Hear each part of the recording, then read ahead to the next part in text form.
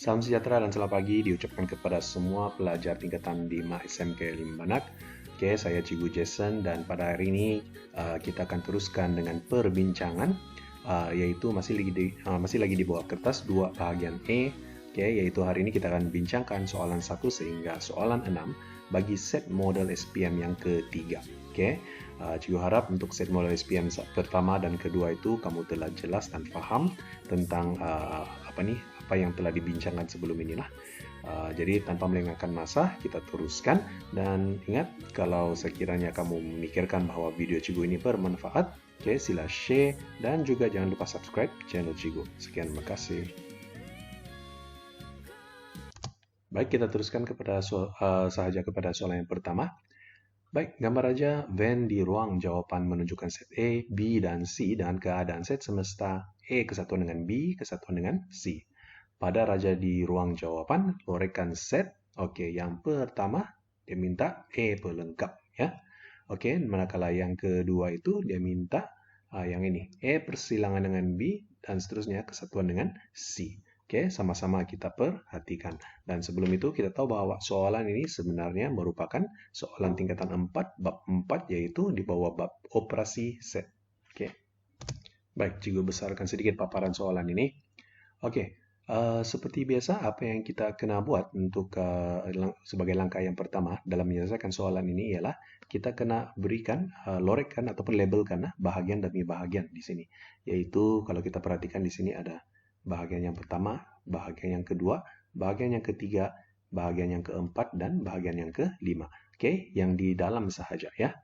Oke, jadi daripada soalan, oke, kita telah mengetahui bahwa set semesta adalah kesatuan di antara A, B, dan C kan.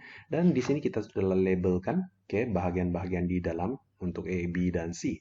Maka kita boleh simpulkan bahwa set semesta ini sebenarnya adalah yang semualah yaitu 1, 2, 3, 4, dan 5. Kalau dia ada 6 bahagian, ambil sekali dengan 6 ataupun 7, 8, dan seterusnya lah.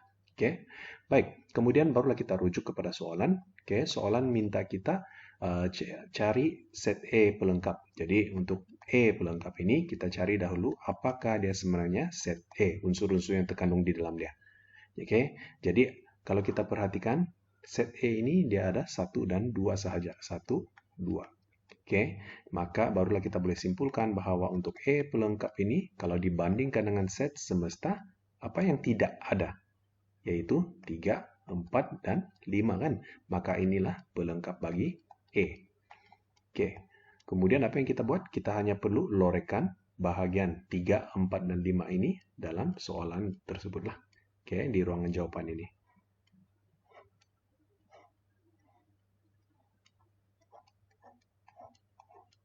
Oke, kamu boleh hitamkan dengan cara shading lah. Oke, tapi tidak terlalu berat lah. Oke, jangan terlalu tekan. Oke, baik. Jadi inilah jawaban untuk soalan 1E. Baik, kita teruskan dengan soalan 1B. Oke, soalan 1B ini kalau kita perhatikan, oke, sama juga langkah yang pertama kita labelkan dahulu 1, 2, 3, 4, dan 5. Oke, kemudian barulah kita tengok apa keperluan soalan. Oke, dia minta kita buat E persilangan dengan B kan. Oke, baik. Sebenarnya, oke, Cikgu akan buat langkah demi langkah lah supaya kamu lebih senang paham. Oke, kalau kita tengok set E ini sebenarnya adalah 1 dan 2. Betul? Oke, ini E. Kemudian B pula adalah sama dengan, kita perhatikan apa yang ada dalam B. 2, 3, dan 4. 2, 3, dan 4. Maka untuk E persilangan dengan B, oke, kalau kita perhatikan apa yang sama yaitu 2 lah. Maka unsur untuk E persilangan dengan B adalah 2. Boleh juga kalau kita perhatikan terus daripada gambar raja ini, persilangan di antara E dengan B adalah nilai 2 inilah, nampak? Nah, kita boleh ambil terus. Oke, baik. Selepas itu, kesatuan dengan C.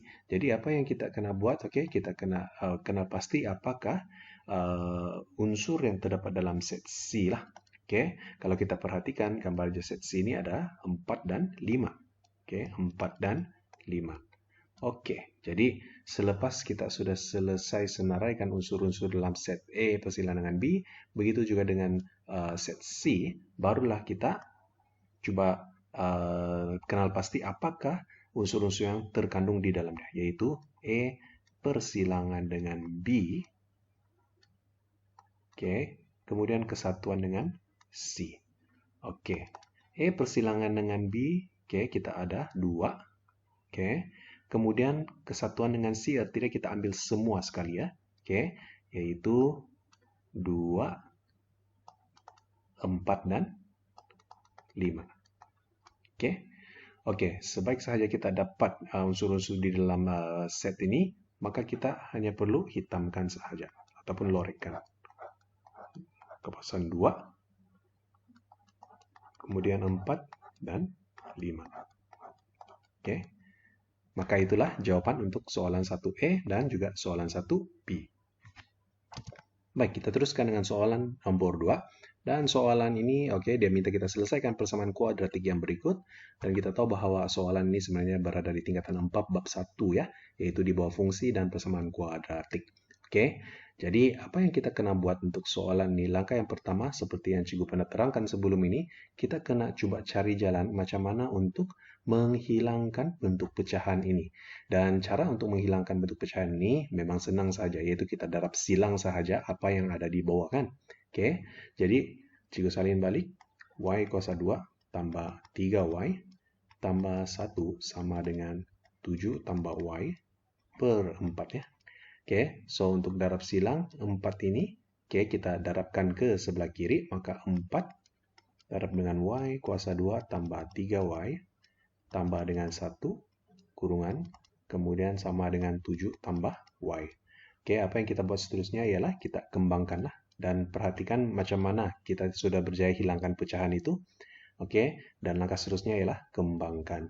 So, ini 4 darab masuk kita akan dapat 4Y kuasa 2. Oke, 4 darab 3Y kita akan dapat 12Y. Dan akhir sekali 4 darab 1 kita akan dapat 4. Itu sama dengan 7 tambah Y. Ya. Oke, kemudian apa yang kita kena buat di sini ialah kita kena susunkan dia dalam bentuk AM. Apakah bentuk AM bagi persamaan kuadratik? Yaitu EX kuasa 2 tambah BX tambah dengan C, kemudian di kanan itu mesti sama dengan kosong. Arti dia, yang ada di sini ini kita kena bawakan ke sebelah kiri, supaya kita tinggalkan kosong nantilah. Oke, jadi kita bawakan satu persatu, yaitu, oke, sebelah kanan kita ada sebelah kiri kita ada 4Y kuasa 2. Kemudian kita ada tambah 12Y.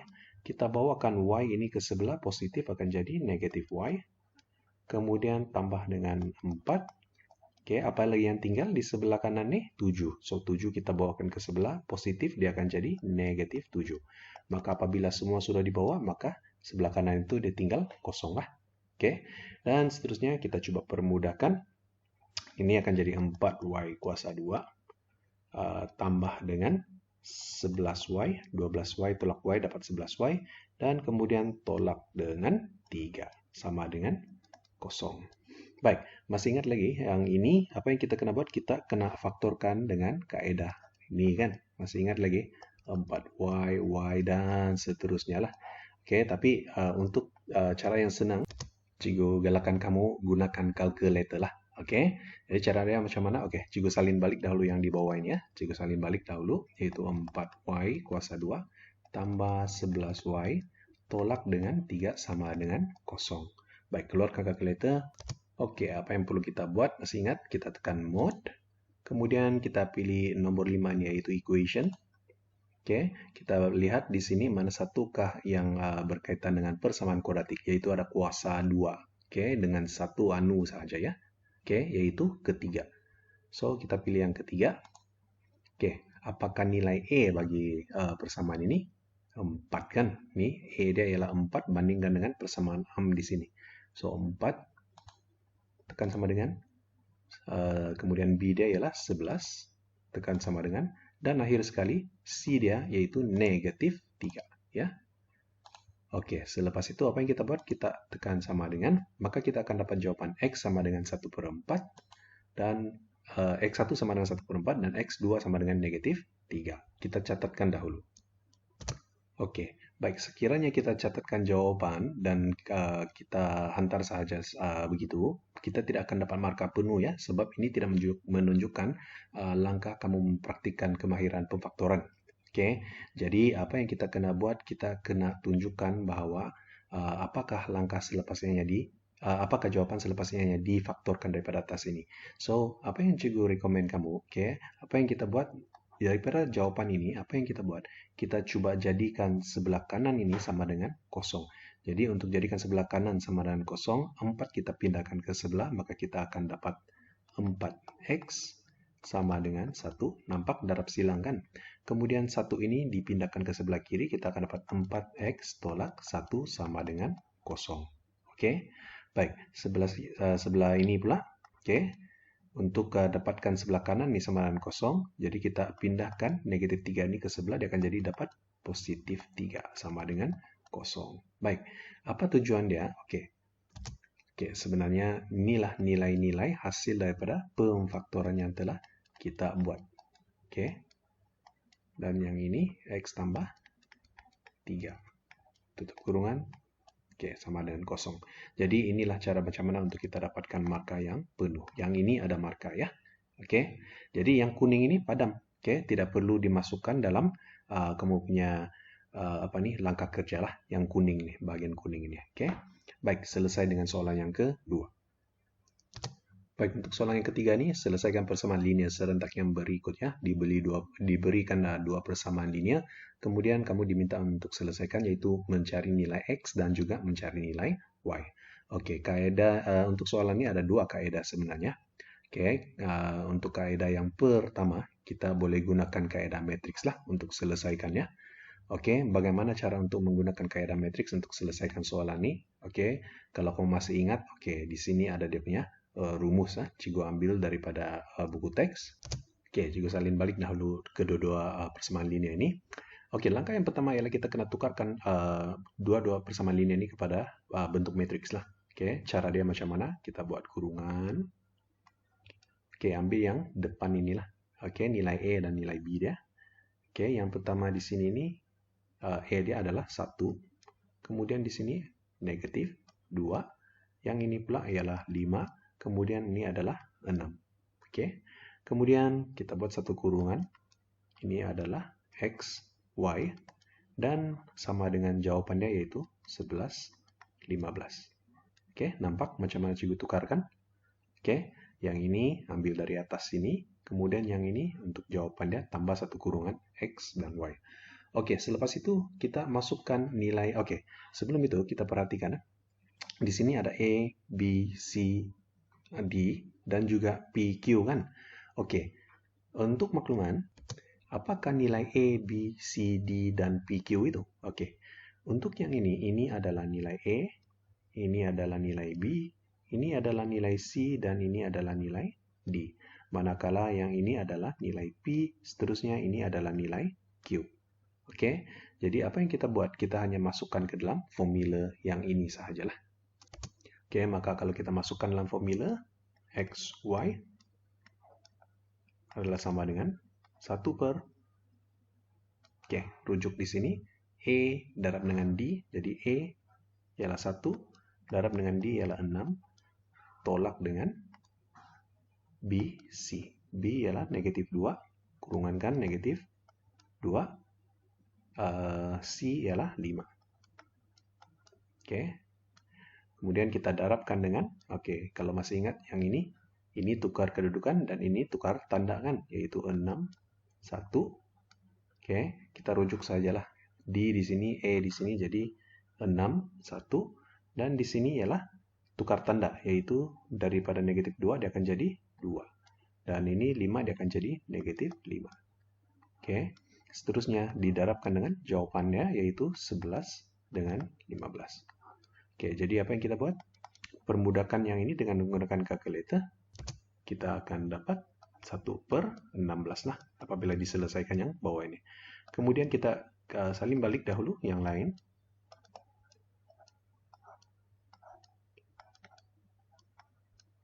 Oke, baik. Jangan darab masuk dahulu yang ini ke dalam, sebab yang ini dalam bentuk pecahan. Kalau tidak nanti apabila kamu coba darabkan kedua-dua matriks yang ini, kamu akan mengalami masalah. Oke, dia akan jadi lebih rumit. So, apa yang kita buat? Kita coba selesaikan dahulu kedua-dua matriks inilah. Oke, yaitu kita darabkannya.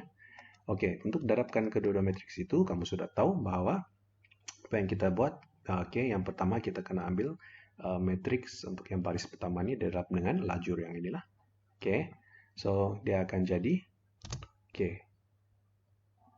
memandangkan ini kita ambil baris di atas kan. Oke, so dia mewakili baris untuk atas lah. Oke, yaitu 6 darab 11.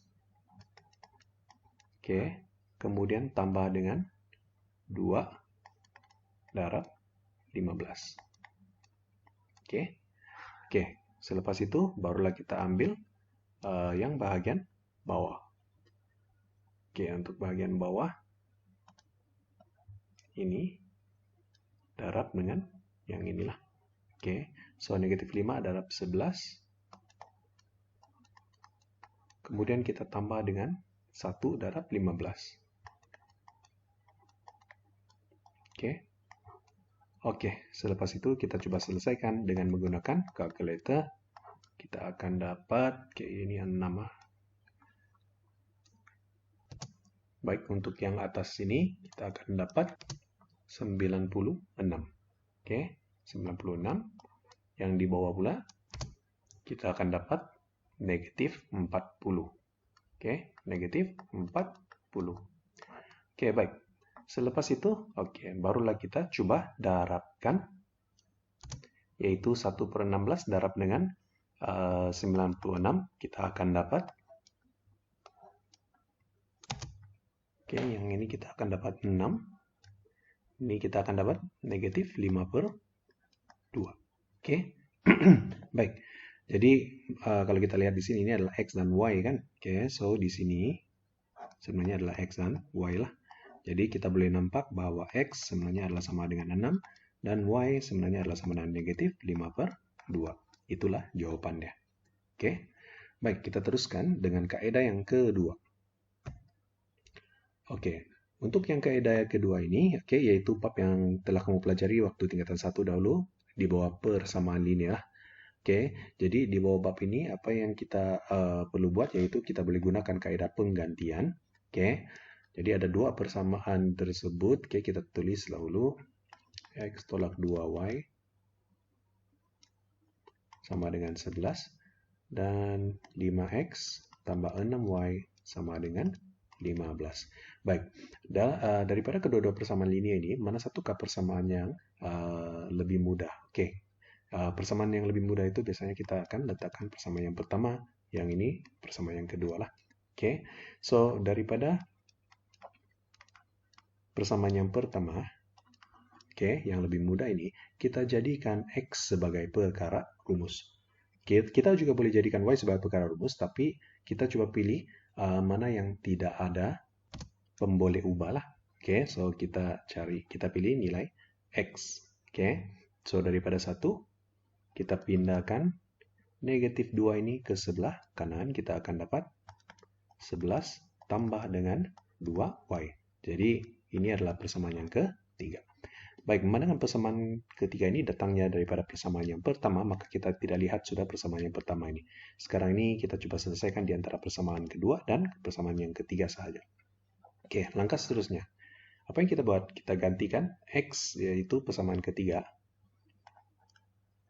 Gantikan 3 dalam persamaan yang mana? Dalam persamaan yang kedua lah, sebab persamaan yang pertama kita tidak lihat dahulu kan. Jadi artinya apabila kita ambil persamaan yang ketiga ganti dalam persamaan kedua ini, kita gantikan nilai x ini dengan 11 tambah 2y. Maka kita akan dapat 5 darab 11 tambah 2y tambah dengan 6y sama dengan 15. Oke. Jadi apa yang kita buat seterusnya ialah kita coba darab masuk, kita akan dapat ini 55 tambah 10y. Oke, yang ini kita kembangkan dapat yang di bawahnya. Tambah dengan 6y. Oke, sama dengan 15. Oke, kita coba permudahkan. Yang ini kita bawakan ke sebelah sini. Maka kita akan dapat 16y. Oke, tambah 55 tolak dengan 15. Sama dengan 0. Nampak? Oke, bawakan 15 ke sebelah dapat negatif lah. So, kita akan dapat 16y. Oke, tambah dengan tambah dengan yang ini 40. Oke, itu sama dengan 0. Oke, jadi apa yang kita buat? Kita tinggalkan yang ada sebutan Y sebelah kiri, dan yang ini kita bawakan ke sebelah, dapat negatif 40. Maka Y, untuk mencari Y, 16 ini sedang mendarat, kita bawa ke sebelah, akan membagi. So, dia bagi dengan 16 lah. Oke, maka jawabannya ialah, permudahkan saja, kita akan dapat negatif 5/2. Yaitu permudahkan dengan sifir 8 lah. Oke. Baik, apabila kita dapat Y sama dengan negatif 5/2. Oke, sama dengan negatif 5/2. Kita gantikan dalam persamaan mana yang mudah di sini, kedua-dua persamaan ini. Oke, kita gantikan dengan persamaan yang di atas nilai, sebab ini persamaan lebih mudah bandingkan dengan di bawah ini kan. Oke, mudah arti dia kalau tengok di sini, oke, tidak ada pembeli ubah. Oke, jadi kita gantikan dalam persamaan yang pertama lah. Oke, jadi kita akan dapat arti dia nilai Y ini kita gantikan dengan negatif 5/2. So, kita akan dapat salin balik X tolak 2 darab negatif 5/2 sama dengan 11. Oke, yang ini potong-potong. Negatif-negatif jadi positif. So, kita akan dapat X tambah 5 sama dengan 11. Oke, cikgu sambung di sini. Maka X sama juga dengan, kalau positif 5 dibawakan ke sebelah, maka 11 tolak dengan 5. Kita akan dapat jawabannya sama dengan 6. Oke, jadi X adalah sama dengan 6 dan Y sama dengan negatif 5/2. Sama seperti jawaban yang kita gunakan kaidah matriks tadi lah. Oke, baik, kita teruskan dengan soalan keempat. Baik, untuk soalan keempat nih, apa yang diminta kita lukiskan satu graf yang mempunyai gelung dan berbilang tepi berdasarkan maklumat di bawah lah. Oke, dan maklumat di bawah ini kalau kamu tengok dia bagi V sama dengan A, B, C, D, E, dan E dia ada tertib yang diberikan lah. Oke, jadi sebenarnya soalan ini yang merupakan bab 6 di tingkatan 4 yang telah kamu pelajari. Oke, pada tahun lepas, yaitu di bawah rangkaian dalam teori graf. Oke, so basically apa yang dia bagi ini adalah sebenarnya bucu. Oke, dan yang ini pula adalah tepi. Oke, kalau kamu masih ingat lah. Jadi apa yang kita kena buat? Oke, sekiranya soalan ini dia minta kita lakarkan graf ataupun lukiskan graf itu, cikgu cadangkan kamu lukiskan. Oke, bermula dengan bucu.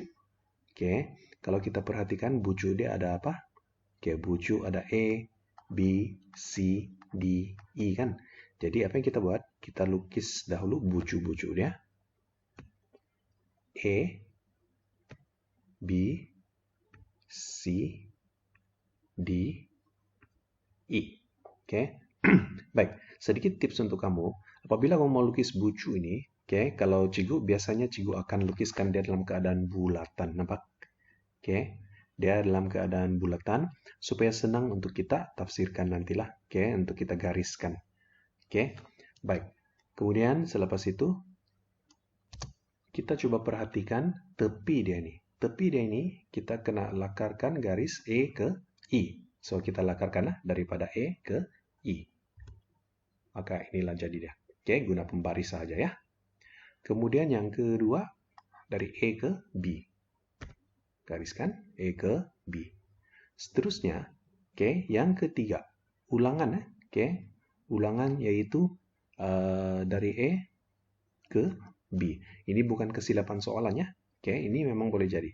So, untuk E ke B yang kali kedua ini, kita tidak boleh lakarkan secara bertindih lah. Garisan ini kan, tidak boleh. Jadi, bagaimana cara untuk kita lukiskan dua garis dari E ke B ini? Kita tidak boleh lukis sudah garis lurus E ke B begini. Apa yang kita kena buat? Kita lukiskan dalam bentuk begini. Baik. So, yang pertama ini adalah E ke B untuk yang ini. Yang kedua ini adalah E ke B untuk yang ini. Begitulah. Baik, kemudian seterusnya kita tengok dari B ke C. B ke C. Kemudian C ke D. Kemudian D ke D. Arti dia daripada diri dia ke diri dia balik. Jadi macam mana cara untuk kita buat? Kita hanya perlu lakarkan satu gelung. Dari sini dia keluar, dia masuk balik ke diri dia. Begitu. satu gelung lah. Oke. Maka dia akan jadi begini. Oke.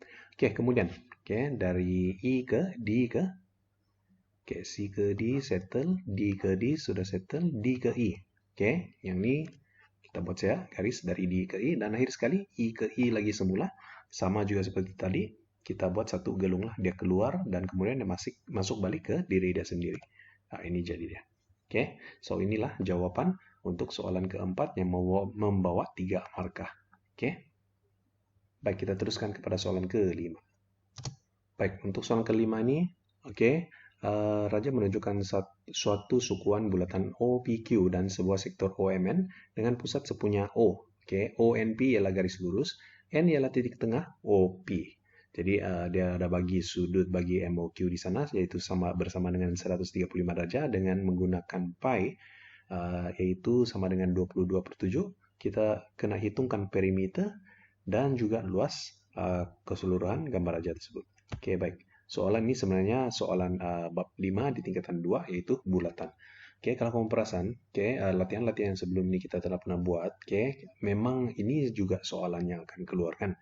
So, jangan risau kenapa ada tingkatan 1, tingkatan 2, tingkatan 3, sebab soalan-soalan tertentu sahaja yang akan keluar. Tidak semua bab yang akan keluar ya. Oke, so kita teruskan. Cikgu coba minimizekan dahulu soalan ini. Oke, kita teruskan dengan soalan yang pertama. Yaitu cari perimeter dalam cm bagi seluruh raja. Jadi kalau perimeter, kalau kita perhatikan, perimeter itu artinya panjang ini tambah dengan ini, tambah yang atas nih, tambah dengan lengkok ini, kemudian tambah lagi dengan yang ini. Itu dia perimeter. So itulah target kita ya, kita mau cari. Oke, maklumat seterusnya, kalau kita perhatikan sebenarnya gambar raja itu, dia ada 2 sektor. Ini sektor minor, ini adalah sektor major kan.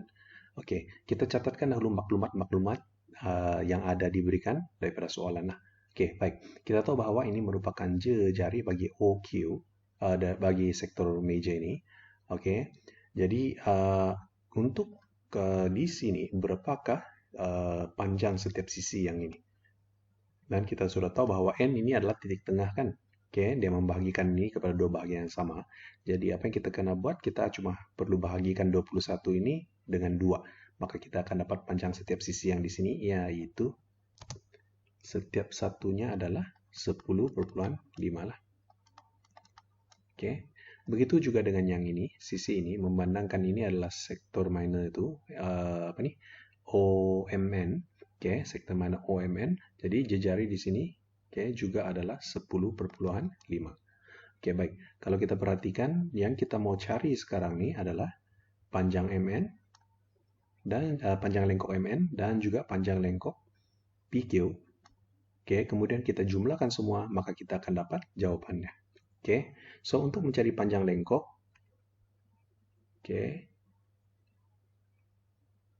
nah di sini nampak panjang lengkok seperti yang kamu telah pelajari di tingkatan 2 bab 5, di bawah bulatan itu. Ini adalah formula dia. Jadi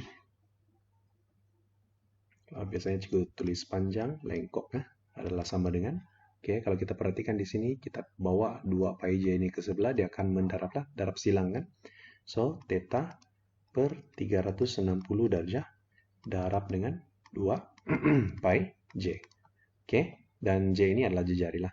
So, pertama sekali kita cari dahulu sudut. Berapakah sudut theta untuk yang di sini? Sekarang sudut ini kita tidak ketahui. Kan kita perlu masukkan sudut itu di sini, barulah kita selesaikan masukkan jejari, maka kita akan dapat panjang lengkok MN. Masalahnya sekarang kita tidak tahu. Baik, tidak perlu risau. Di sini soalan dia ada bagi tahu bahwa sudut MOQ, nampak? MOQ, yaitu sudut sebelah sini. Tukar color dia. MOQ, yaitu sudut dari sini sampai di sini lagi. Ini adalah 135 derajat. Jadi untuk cari sudut di sebelah sini, kita hanya perlu tolakkan dengan 90 derajat inilah. maka kita akan dapat nilai theta. Nampak? Oke. So, theta adalah sama dengan 135 derajat tolak dengan 90 derajat. Maka akhirnya kita akan dapat 45 derajat untuk theta bagi sektor minor inilah. Oke. Jadi di sini tukar pena pula ya supaya lebih jelas lah. 45 derajat per 360 derajat darab 2 pi. Dia kata guna 22/7 kan ada dinyatakan di sini ya. Oke. Kemudian kita darab dengan jejari dia. Jejari dia adalah 10/5. Oke, maka kita gunakan kalkulator. Oke, masukkan saja semua nilai dalam kalkulator dan kira. So, kita akan dapat 33/4. Oke, biasanya kalau cikgu untuk jawaban awal ini, cikgu ambil saja pecahan dia lah, yaitu 33/4. Oke, baik. Ini adalah panjang lengkok MN, yaitu 33/4.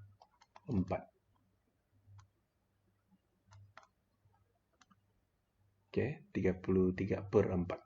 Baik, untuk panjang lengkok PQ, sekarang kita tengok pula pada PQ. Oke, sama juga kita kena guna rumus ini untuk mencari panjang lengkoknya. Maka kita tahu bahwa sudut di sini adalah 90 derajat kan. Oke, jadi jejari dia pula adalah 21. Jadi kita boleh teruskan lah. Oke, panjang lengkok. Oke, ini untuk panjang lengkok OMN lah. Dan ini adalah panjang lengkok untuk OPQ lah. Oke, so sama juga rumus theta 3/360 derajat darab 2 pi J. Oke, jadi theta di sini kita ambil 90 derajat per 360 derajat darab 2 darab 22/7 dan darab jari dia yaitu 21. Dan masukkan dalam kalkulator. Oke, dan kita akan dapat jawabannya sama dengan 33. Oke. So, jawabannya adalah 33. Baik, kita tulis lagi sekali sisi-sisi yang telah kita ketahui. Ini adalah 10/5. Ini adalah 33/4. Di sini adalah 10/5. Yang ini adalah 33. Ini adalah 21. Maka perimeter adalah sama juga dengan kita tambahkanlah yang di luar saja yaitu 10/5 tambah 33/4 tambah 10/5 tambah 33 tambah lagi 21. Oke, so kita kirakan dalam kalkulator sekali lagi. Oke, kita akan dapat 333/4. Oke, untuk jawaban akhir barulah kita ambil titik perpuluhan. Oke, jadi dalam soalan ini dia kata ambil jawaban, betulkan jawaban Anda kepada 2 titik perpuluhan. Jadi jawabannya adalah 83/25. Itulah jawabannya. Oke. So ini adalah 83/25 cm. Oke. Jadi inilah jawaban untuk 5E. Kita teruskan kepada soalan 5B. Oke, untuk soalan 5B sama juga. Oke, kita ada rumus yang kamu telah pelajari dahulu. Oke. Dan apa yang kita kena buat? Kita kena cari luas sektor bagi dua sektor inilah. Oke, sektor minor ini dan sektor minor yang ini. Yaitu sektor minor OMN dan juga sektor minor OPQ. Oke, so kita cari dahulu luas sektor.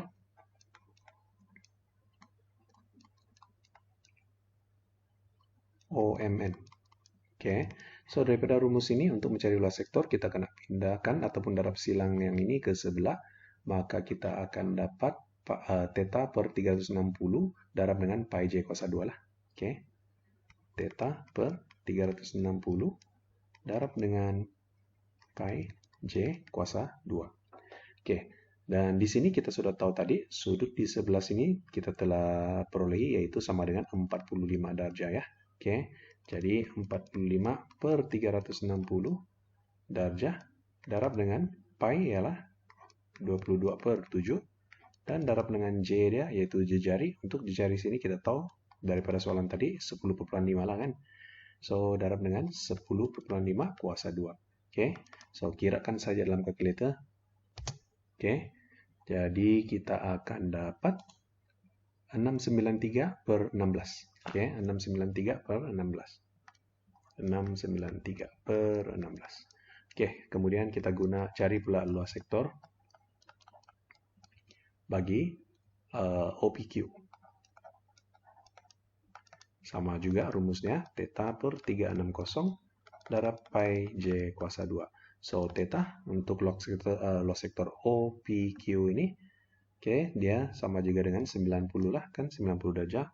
Jadi 90 derajat per 360 derajat darab dengan 22 per 7. Darab lagi jejari dia yaitu 21 kuasa 2. Oke, so kira dalam kalkulator. Jadi kita akan dapat 693 per 2. Yaitu 693 per 2. Maka jumlah luas bagi keseluruhan gambar raja. Oke.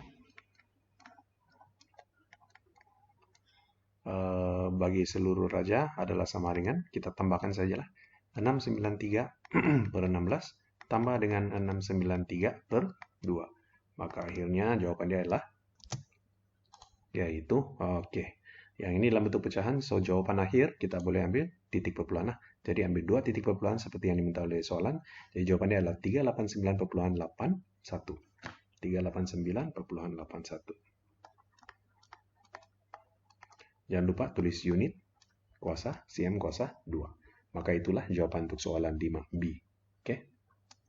Baik, seterusnya kita akan pergi kepada soalan yang terakhir, yaitu soalan ke-6 untuk sesi perbincangan kita pada hari ini. Oke, so soalan ini coba kita perhatikan. Satu set terdiri daripada 8, 3, 6, X tambah 1 dan 7 diberi nilai min bagi set tersebut adalah 5,6. Oke, jelas sekali apabila kita baca soalan ini, kita sudah tahu bahwa soalan ini adalah di bawah bab 8 sukatan sedangkan tingkatan 4-nya. Oke, so E cari nilai X. Oke, berapakah nilai X? Jadi, oke, kalau kita perhatikan soalan, memandangkan dia bagi maklumat min di sini, jadi sudah tentu kita kena guna rumus yang berkaitan dengan min lah bagi suatu sukatan data tidak terkumpul. Oke, suatu data yang tidak terkumpul. Oke, kita tahu bahwa min, oke, ataupun X bar adalah sama dengan jumlah X. Jumlah X artinya jumlah untuk semua ini lah. Oke, jumlah semua ini dibahagi dengan bilangan nomor, yaitu 1, 2, 3, 4, dan 5. Oke, jadi oke, untuk jumlah X, oke, yang ini 8 tambah 3 tambah 6 tambah X tambah 1 tambah 7. Oke. Kemudian kalau kita permudahkan kita akan dapat 25 tambah X lah. Oke. Ini untuk yang ini ya. So, teruskan. Dan kita tahu bahwa N-nya sama dengan 5. Yaitu ada 5 nomor di sini. 1, 2, 3, 4, dan 5. Oke. Masukkan ke dalam rumus ini. Maka kita akan dapat gantikan X bar dengan 5,6 lah. Ya, sudah dibagi. Yaitu min. Maka kita akan dapat 5,6 sama dengan 25 tambah X per 5. Nampak? Oke. N kita gantikan dengan 5. Jumlah X kita gantikan dengan 25 tambah X. Manakala X bar, yaitu ini, dia sudah bagi 5,6. Oke, so gantikan, kita akan dapat nih. Oke, so apa yang kita buat di sini? Kita darab silang saja. 5 darab 5,6. Kita akan dapat, oke, 5 darab 5,6 sama dengan 2X tambah X. Oke, selesaikan kalkulator. Ini kita akan dapat 28 sama dengan 25 tambah X.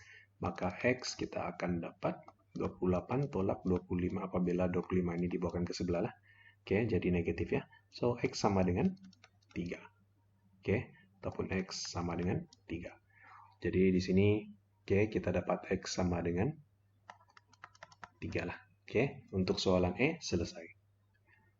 Baik, kita teruskan dengan soalan B. Oke, untuk soalan B, daripada soalan E tadi kita sudah dapat X sama dengan 3. Kita catatkan dahulu. Oke, jika setiap data dibahagi dengan 2 dan ditolak dengan 1, cari nilai variance dan sisian piawai yang baru. Oke, baik. Artinya, sekiranya nilai data di atas ini kan, kamu nampak ini, oke, dia ditambah ataupun ditolak ya, ditolak dengan 1 dan dibahagi dengan 2. Oke, apakah jadi dengan nilai variance dan sisihan piawai dia yang baru? Oke, baik. Sebelum itu, cikgu bawa kamu balik untuk sedikit ulang kaji. Nah, ini deh. Di tingkatan 4. Oke, So, apakah kesan perubahan terhadap data serahkan sekiranya setiap data ditambah atau ditolak dengan suatu pembalar secara seragam? Dan setiap data didarab atau dibahagi dengan suatu pembalar secara seragam. So, tambah, tolak, ataupun darab, bahagi. Yang dua inilah. Oke, E dan B saja kita perlu lihat. Jadi, kalau kita perhatikan di sini, kalau tambah dan tolak, tidak ada perubahan nilai sukatan serahkan apabila setiap jerapan dalam satu set itu ditambah atau ditolak. Oke, tidak dia punya variance dan sisian piawai dia. Kalau nomor-nomor di sini kalau ditambah ataupun ditolak, sisian piawai dan juga variance dia adalah kekal sama, tidak ada perubahan, ya. Dan kita coba perhatikan.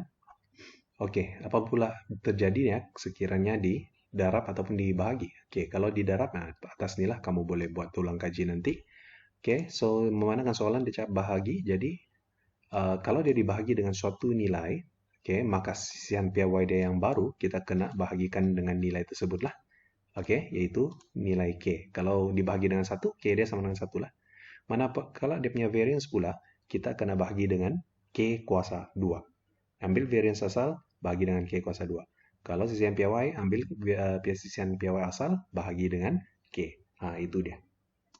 Jadi artinya kita kena cari dahulu variance dan juga sisian piawai yang asal bagi data ini, kemudian barulah kita bahagilah.